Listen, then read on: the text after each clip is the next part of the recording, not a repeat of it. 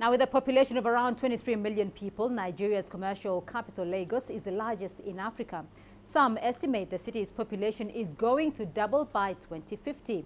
CGTN's Deji Badmus takes a look at how authorities are preparing for that challenge by expanding infrastructure and transport systems. It's by far Nigeria's largest city by population and the largest in Africa as well. By some estimates, around 2,000 people arrive Lagos every day, 85 of them every hour.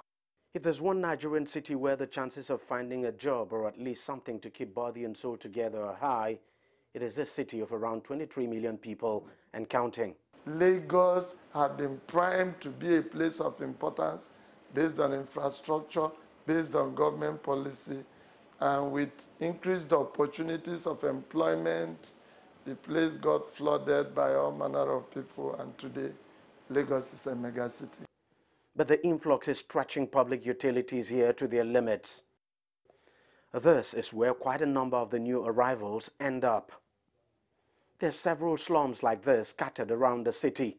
The cost of decent accommodation here is beyond the reach of many. When you move around Lagos, you see many people sleeping in buses, some people sleeping in cars, some people sleeping under the bridges.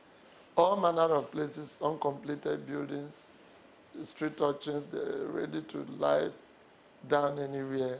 Many people are not housed. So, but if we wait for the government, we cannot solve that problem. Roads are now often congested.